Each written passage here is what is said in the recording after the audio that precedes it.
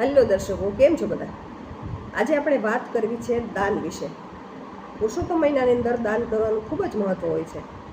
તો એ દાનની વાત કરતા પહેલા પ્રાર્થના કરી લઈએ. શ્રી ગણેશાય નમઃ,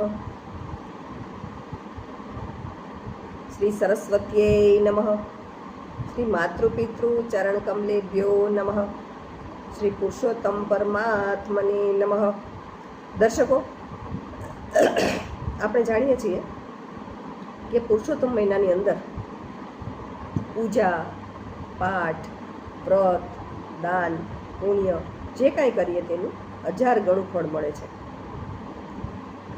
એટલે ઘણા બધા કાંઠાપુરની પૂજા કરતા હોય છે, તીરથ કાંઠે અથવા નદીએ સ્નાન કરતા હોય છે, બ્રાહ્મણને જમાડતા હોય છે, બ્રહ્મભોજન કરાવતા હોય છે, કોઈ અન્નદાન કરે, વસ્ત્રદાન કરે, સંપૂર્ણ દાન કરે, દીપદાન કરે. તો અગત્યની વાત એ છે કે આ બધા દાન આપણે એકાદશી, પૂર્ણિમા, અમાસ કે વ્યતિપાતના દિવસે કરીએ તો વધારે સારું. બાકી જો કે આખા મહિનામાં કોઈ પણ દિવસે દાન આપણે કરવું હોય તો શુભ તિથિ કે શુભ વાર જોઈ અને આપણે કરી શકીએ છીએ, એમાં કોઈ પ્રશ્ન નથી. હવે અગત્યની વાત એ છે કે દાન કરતા વખતે જો સંકલ્પ કરીએ તો એ બેસ્ટ છે. સંસ્કૃતમાં જો સંકલ્પ આવડે તો અતિ ઉત્તમ છે, અને જો ન આવડે તો ગુજરાતીમાં આપણે આપણી ભાષામાં, આપણા શબ્દોમાં પણ જે કંઈ કરતા હોય એ કહી શકીએ. હવે સંસ્કૃતમાં કરવું હોય તો શું કરવું, હું તમને ટૂંકમાં કહું તો એમ કહી શકાય કે પહેલાં તો 3 વખત પાણીની આચમણી લઈ લેવાની, એવું બોલીને ઓમ કેશવાય નમઃ એકવાર પી લેવાનું, માધવાય નમઃ બીજી વાર પી લેવાનું, ગોવિંદાય નમઃ ત્રીજી વાર પી લેવાનું, અને ઋષિકેશાય નમઃ બોલી હાથ ધોઈ નાખવાનું. બરાબર? અને પછી હાથમાં તુલસીનું પાન, ફૂલની પાંખડી, ચોખા, પાણી વગેરે રાખવાનું અને બોલવાનું. શું કહેવાનું? 3 વાર વિષ્ણુ ભગવાન નામ લઈ લેવાનું. ઓમ વિષ્ણુર વિષ્ણુર વિષ્ણુર કલિયુગે કલિ પ્રથમ ચરણે ભારત વર્ષે. પછી જે ગામમાં રહેતા હોય ત્યાં, હું અહીંયા રહું છું ગાંધીનગર, અમદાવાદ, તો હું એમ કહી શકું કે ગાંધીનગર નગરે અંબાપુર ગ્રામે વિક્રમાદિ સંવંત 2082 સંવત્સરે પુરુષોત્તમ માસે. પછી જે તિથિ હોય તે તિથિ કહેવાની, કે એકાદશી તિથિ કે પછી જે તિથિ હોય તે, અને વાર બોલી નાખવાનો, જે વાર હોય તે બોલી અને પોતાનું ગોત્ર ખબર હોય તો ગોત્ર સહિત આખું નામ બોલવાનું.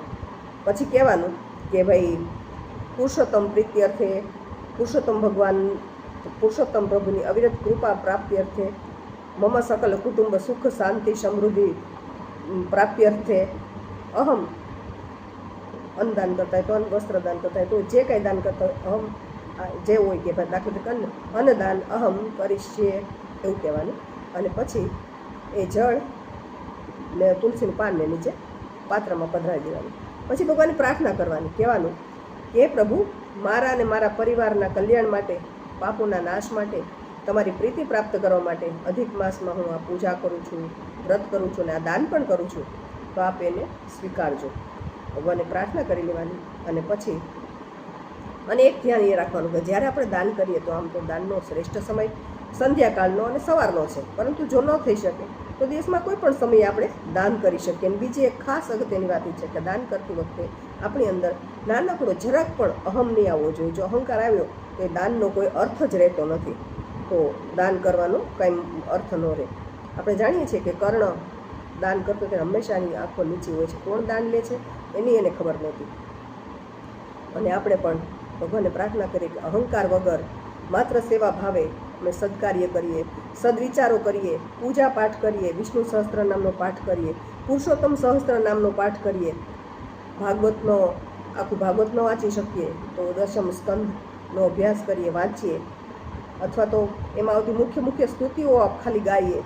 જે કંઈ થઈ શકે તે આપણે કરીએ. અને ભગવાનને કહેવાનું કે મારાથી કોઈને દુઃખ ન પહોંચે, અને નિંદા કુથલીથી તો જોજનો દૂર રહેવું, ભૂલે ચૂકે કોઈની કુથલી તો ન જ કરવી. અને ઓમ નમો ભગવતે વાસુદેવાય અથવા શ્રી કૃષ્ણ શરણમ મમ જપ જેટલો થાય એટલે મનમાં પણ જપ ચાલુ રાખો. અને છેલ્લે એવું કહેવાનું, સ્નાન કરવા જઈ શકે એકાદ દિવસે નદીએ સ્નાન કરવા છે. હવે તો જો કે નદીઓમાં પાણી કંઈ હોતું નથી, પણ જો જેને શક્ય હોય તે કરી શકે. બાકી કહેવાનું કાયેન વાચા મનસેન્દ્રિયે વા બુદ્ધ્યાત્મના વા પ્રકૃતિ સ્વભાવત કરોમિ યદ્યત સકલમ પરસ્મૈ નારાયણાયતિ સમર્પયામિ. ભગવાનને સમર્પિત કરવાનું, કહેવાનું કે ભગવાન હું તમને આ બધું સમર્પિત કરું છું, તમે મારી પર કૃપા બનાવી રાખજો. આજની વાત સાથે આપણે અહીં આરતીની 1-2 પંક્તિ ગાઈ ભગવાનને પ્રાર્થના કરી અને વાતને પૂર્ણ કરીશું. ઉતારો આરતી પુરુષોત્તમ ઘરે આવ્યા, જીણે જીણે ચોખલીએ ને મોતીડે વધાવ્યા રે. ઉતારો આરતી પુરુષોત્તમ ઘરે આવ્યા, શામળ શાના વિવાહ કીધા, કુંવરના મામેરા કીધા, નરસૈયાને ત્રુઠ્યા રે. ઉતારો આરતી પુરુષોત્તમ ઘરે આવ્યા. વસુદેવ સુતં દેવં કંસ ચાણુર્મર્દનમ દેવકી પરમાનંદં કૃષ્ણં વંદે જગદ્ગુરુ. શ્રી કૃષ્ણાર્પણમસ્તુ. ચાલો દર્શકો, આવતીકાલે ફરીવાર મળીશું. ત્યાં સુધી સૌને જય શ્રી કૃષ્ણ. આવજો.